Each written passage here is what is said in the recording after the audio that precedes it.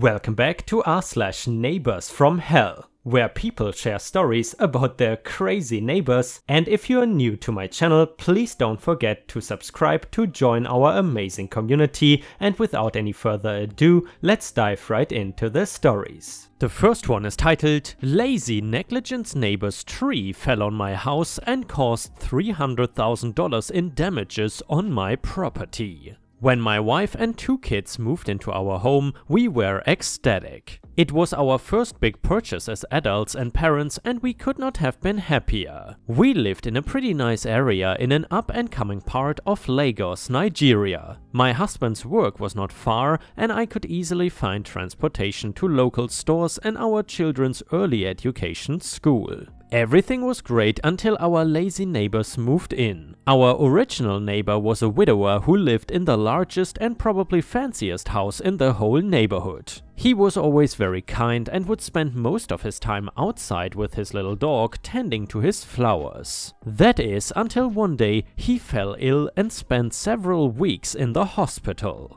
We were never directly told what happened, but we always assumed that he either passed away or his family moved him to a place where he could have daily assistance. One thing to mention is that only a few days prior to him becoming sick, my husband and him had spoken about an old tree in the front yard of his property. This tree was on the border of where our properties met and was leaning towards our house, almost angled directly over the kitchen, dining room, and partially over my youngest child's bedroom. The tree was clearly dead and would fall within the next year, especially if we had a storm. The neighbor and us had decided that we would pay 1/3 of the cost and he would pay 2/3 of the cost to have it safely and professionally removed. Too bad that never ended up happening. After our neighbor was gone, the home was quiet for over a month. My husband ended up cutting the grass for several weeks, not wanting it to get out of hand before someone could purchase it and move in. I even made sure to tend to his flower bed because it would be a shame to see all of his hard work go to waste. Finally, one day, we noticed that there was some action going on next door, and we saw a moving truck and a single couple with several dogs carrying things inside. I went over and tried to introduce myself, but the 2 people seemed bothered by my presence, only giving me a hasty smile and their names, which were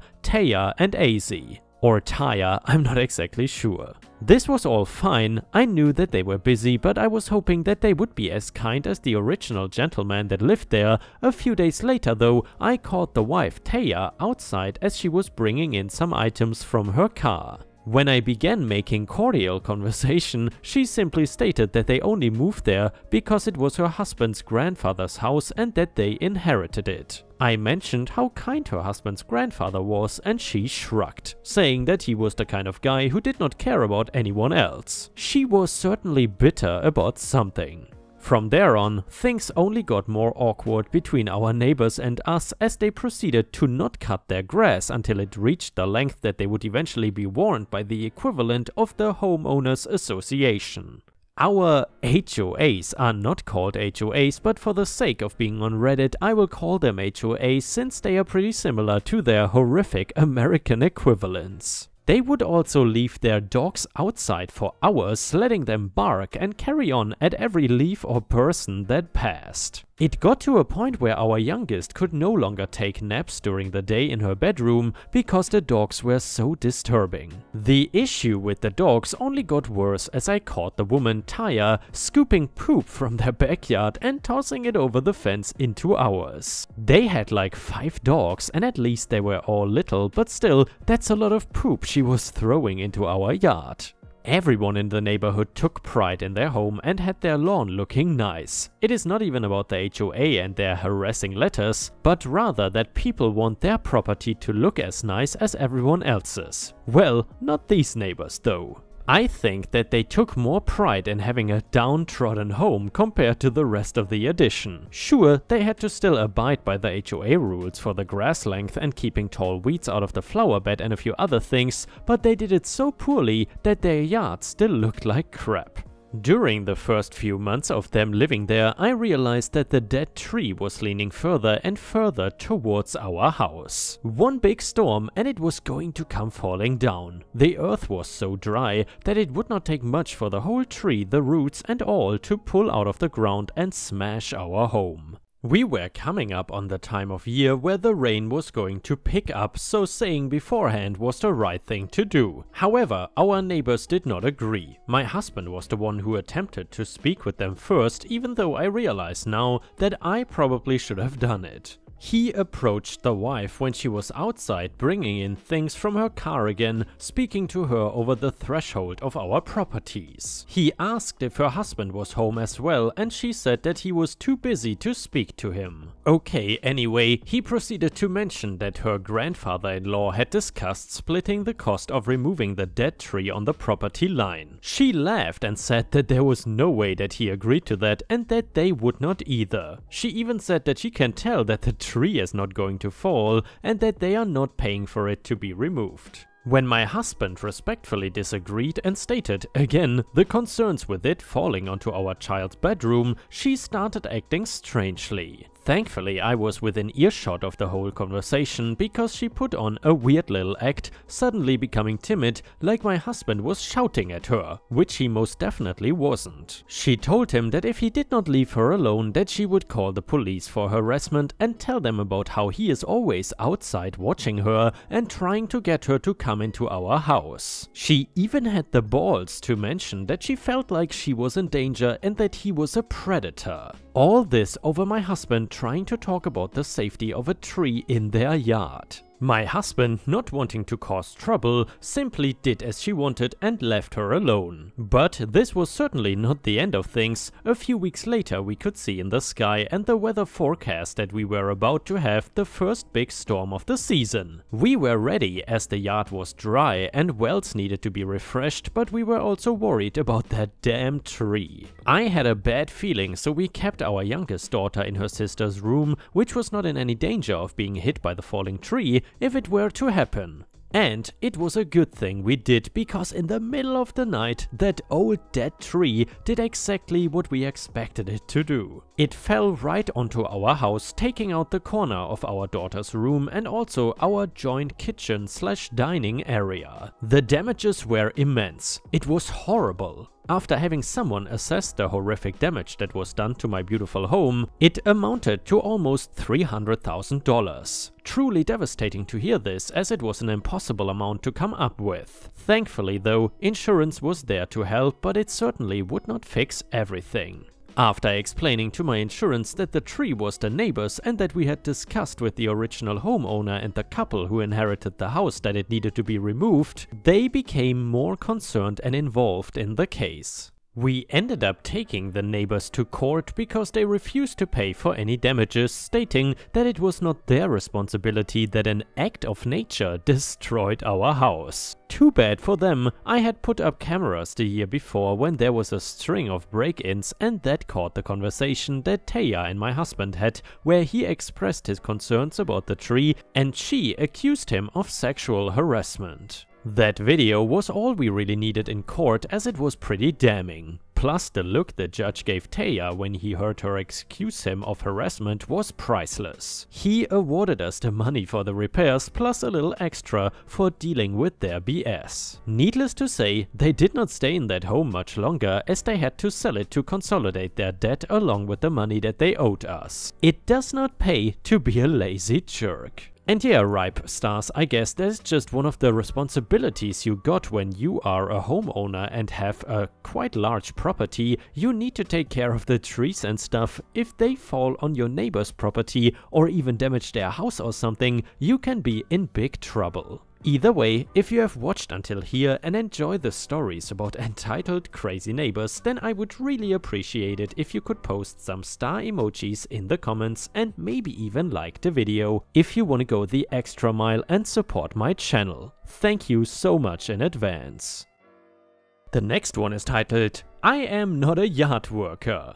We are a mostly Hispanic family that lives in a modest middle-class neighborhood. Our teenage sons maintain our lawn and also our neighbor's lawn. She is a single mom and ER nurse and appreciates the help. The cast is the following: Karen, older son 19, younger son 17, me, husband, and bonus characters at the end. My sons had noticed a few times that there is a woman in a silver Lexus that rolls past our house a few times when they've been out there. She basically just pulls up in front of the house and idles in the middle of the street staring. Finally, one evening she worked up the nerve to roll down the window and speak with them. The first time, Karen: "Hello, I saw you boys doing the yards and wondered if you could do mine too." Older son: "Possibly, where do you live?" Karen: "I live in this and that neighborhood." Older son: "I'm sorry ma'am, we don't have a truck and the lawn equipment won't fit in my car." "Okay, thank you, no problem, bye."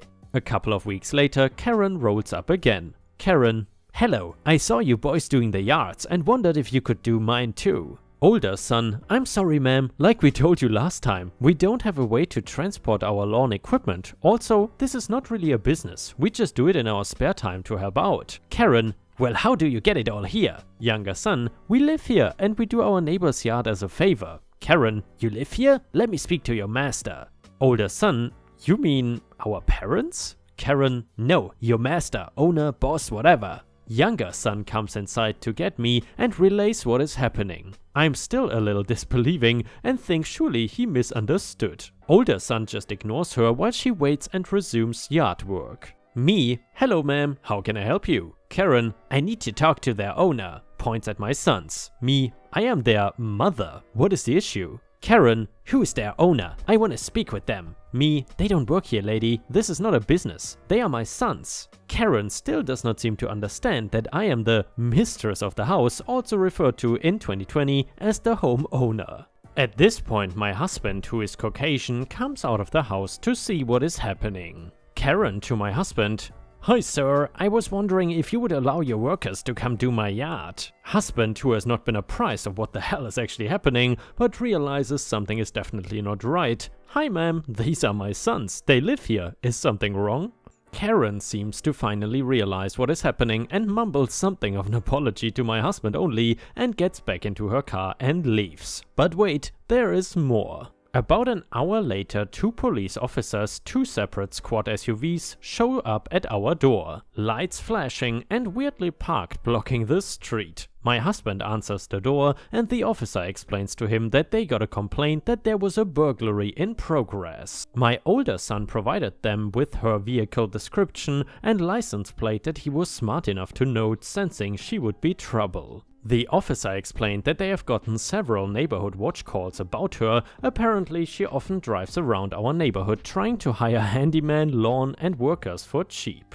It kind of reminds me of Dwight Schrute looking for un bueno worker. To clarify, I say mostly Hispanic because visually speaking, my kids and I look more ethnic than Caucasian and we are bilingual. Second edit, I was actually at the time naive enough to think she meant owner of the business. The master part was what made me realize that she was just in the wrong world, century and mindset. Also, this was not some little old lady that was a 2 to 3 generation daughters of Confederacy type. This woman appeared to be in her 30s and very suburban Lululemon type.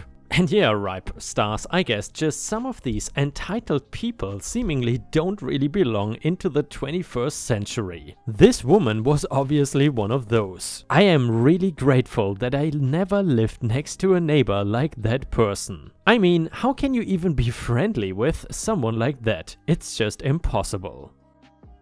The next one is titled, "I did not help my awful neighbor." I, female 29, moved to a new neighborhood almost 2 years ago. I live alone, no partner or kids, but my mom, female 80, does live with me part of the year, 6 to 8 months of the year. I really like this neighborhood and have not had any issues until now. It's a very tight-knit community, neighborhood barbecues at least once a month, the kids all play together after school, etc. My next door neighbors to one side have a severely disabled child. She is 6, almost 7, and completely non-verbal and wheelchair bound. They have nurses who help care for her, but I know her parents are struggling, understandably so. Her mom had to quit her job and is a full-time carer for her and their other older child. I've gotten relatively close to them, the parents, and they are lovely neighbors. Their older child is respectful and honestly one of the sweetest children in the neighborhood. For my mom, I bought a minivan and had it customized to have a ramp and wheelchair tie-down so that I can easily transport her and her mobility equipment, which is usually an ECV or wheelchair when she is staying with me. The other 4 to 6 months of the year, when my mom spends time with her sister and friends in our home country, the car sits mostly unused unless I have a reason to move bigger things that won't fit in my daily driver. I noticed that the neighbors did not have a car suitable for transporting their daughter without taking her out of the wheelchair and fighting to keep all her tubes and wires in place, so I offered them the use of my minivan if I was not using it to transport my mom. We have had an agreement in place that has worked well for us for almost 18 months, but now they have asked if they can use the car to go on a road trip. The trip is scheduled to last just over 2 weeks. The main reason for the trip is to take the kids to Disneyland for the first time. My problem is that my mom is supposed to arrive a couple days after they would leave. I asked if they could delay the trip by just a few days, so I can at least get her from the airport with minimal stress. They are adamant that they leave on the dates they want to. I said no, I need to be able to comfortably get my mom home from the airport, and after a 12-hour flight, I want her to be comfortable and not have to worry about getting in and out of the car.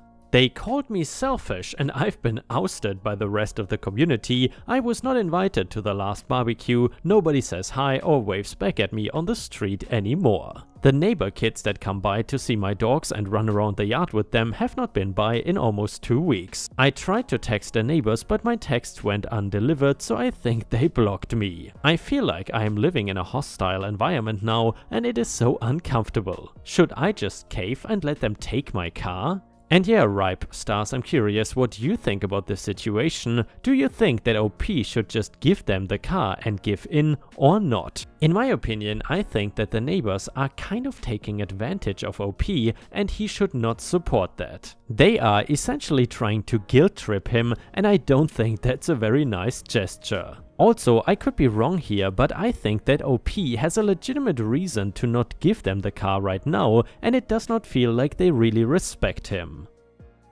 And the last one is a story from r/am_I_the_a_hole. I bought my house in January 2022. The house has a shared driveway with the house next door. It is really long, maybe like 75 feet and about twice the width size of a normal driveway. About a month ago or so, the homeowner started renovations on the house next door to rent it out. For the last 3 weeks there has been some issues with me not being able to access my driveway. They will park their work trucks on the correct side, except at the end of the driveway they park a large van right in the middle so no one can get in or out. I have approached the homeowner and explained this is really inconvenient. I either have to hunt down the owner of the van to have them move to get out of my driveway or park 4 to 5 blocks away. Not many houses have driveways and street parking is mainly taken up by them. I asked them to not block the driveway so I can have access to my site. I was told, oh sure, so sorry. It was fine for 2 days and then it started again. I went back to the homeowner, he owns the company, same thing. Oh sure, so sorry. The next week I did not have to be at work early one day, usually I'm gone before they get there, but when I went to leave, both sides of the driveway were blocked by huge dumpsters. They were about halfway up the driveway. Not a single person had the ability to move them, as they were dropped off by another company on a Friday. I called the number on the side of the dumpster and explained the situation. They came out later that day after the work crew had left and removed the dumpsters. I told them they can just place them all the way up the driveway, that way they are not blocking anyone, but the company made the decision to remove them completely. So Monday comes around and the homeowner is banging on my door. He is mad because the dumpsters are gone. I told him they were placed in a way that I could not get out of my driveway. I work weekends, so that was not going to work for me. He is exploding with anger that I had no right, all I had to do was ask him to move them. I reminded him that I did and on Friday, and that I was told I have no way to move them. I also reminded him that I've approached him twice about not blocking my site. I told him that I don't see him paying my property taxes or mortgage, so he has zero right to assume that he has any rights to my property. He was very loud, a grown man screaming at a woman, that other neighbors came out to take in the tea. My neighbor who lives on the other side of me had said later on that maybe I could have handled that differently, so he did not lose out on the deposits for the dumpsters that he now cannot get back. She said I could have asked her or other neighbors for his number, which fair enough, but I feel like since I've already spoken to him twice about the issue,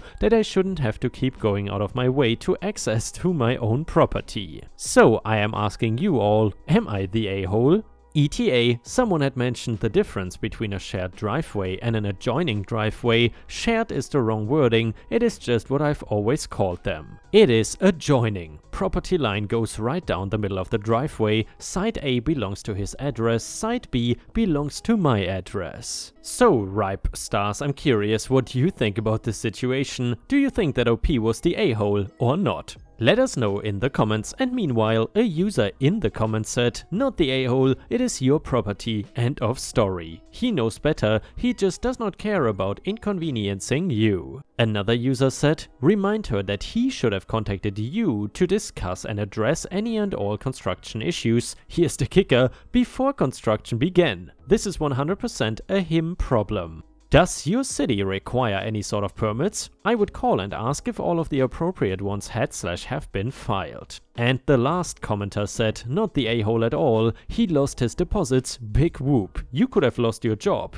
Your needs were more important than his. I'm sure he has learned his lesson now.